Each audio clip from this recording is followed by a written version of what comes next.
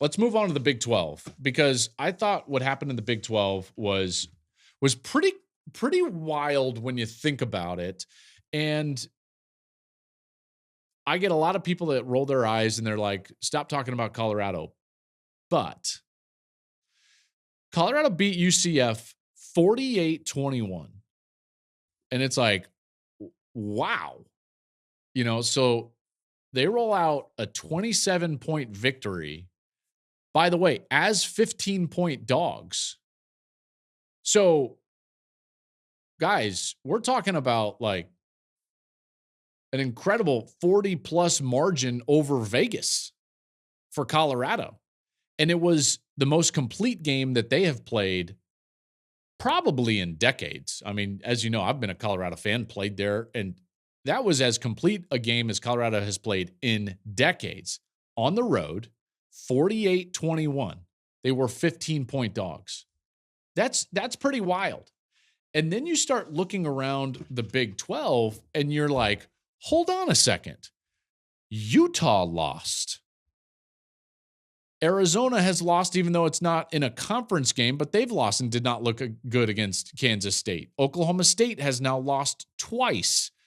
Kansas State has lost. So the three teams, Utah, Oklahoma State, and Kansas State, that we felt like were going to be the cream of the crop in the Big 12, all have losses. And now you're sitting there with teams like Colorado, Iowa State, BYU, even Texas Tech. You can throw them in there. And yes, Arizona, because technically they're undefeated in conference play, but they're undefeated in conference play. So the Big 12 is kind of flipped. And now because of those performances, in particular, Arizona going to Utah and beating them up on Saturday night, now you go back to the Colorado game. Okay, so now you go back to this complete victory and this wild margin over Vegas, where you're 15-point dogs and you win by 28 on the road.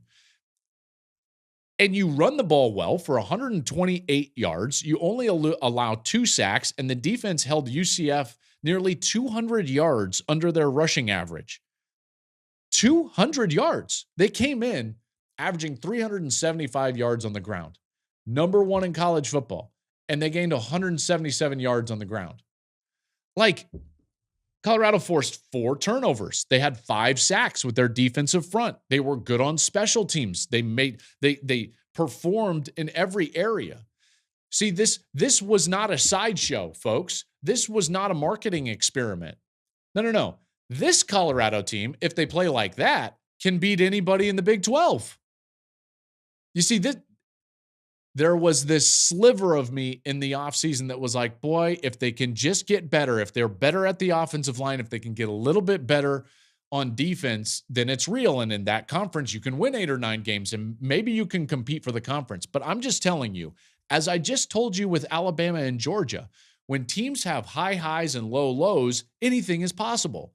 And what Saturday did for Colorado was raise their ceiling.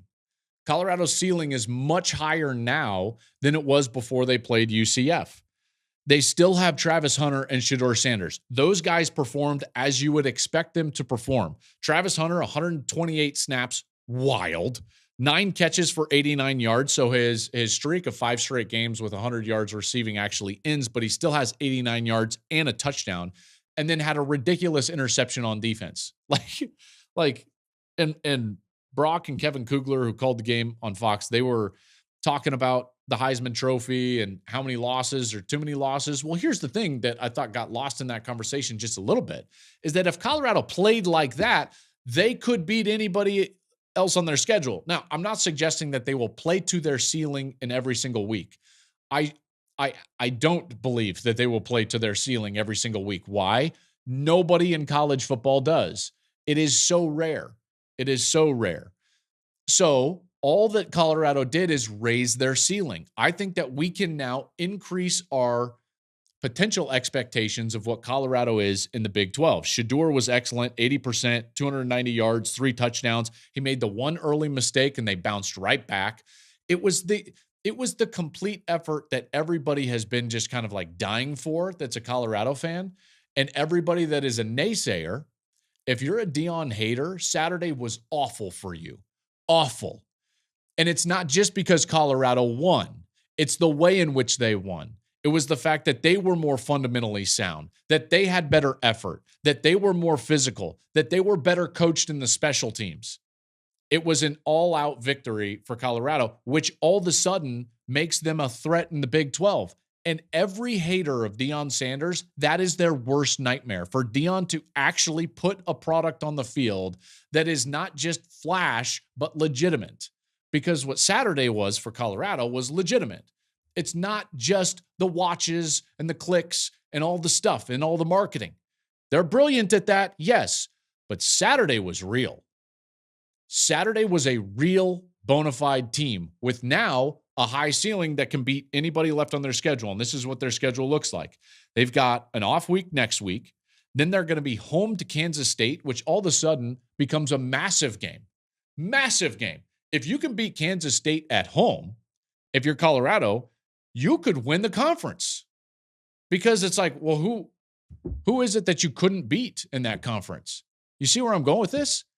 Now, am I saying that they're going to go to the playoff or they're going to win the national championship? No. But Saturday did something to the entire paradigm of the Big 12, and it totally shifted it. When Arizona handles Utah at home, when K-State has already been beaten, when Oklahoma State has been beaten twice, and Colorado goes as a 15-point dog and wins by 28 on the road against a team that was leading the country in rushing yards, it changes the entire conference. So they got an off week. They're home to Kansas State. Then they're at Arizona, home to Cincinnati, at Texas Tech, home to Utah, at Kansas, and then Oklahoma State at home. Not easy. And they might lose 4 more of those because I think their floor is still fairly low. And we saw that against Nebraska. But if they can sit in the upper echelon of their potential, then there's no reason that they can't play really competitively in every single one of those games and probably win at least. I'll be really surprised if they don't win at least 3, probably more like 4, which puts them at 8 wins. And if they play even a little bit better than that, in particular on defense, with the effort that we saw on defense, they might get to 9. That's exactly what I said in the preseason. Tell you, man, that Big 12 changed dramatically on Saturday. And it really, the impetus to the change happened in the bounce house down in Orlando with Colorado.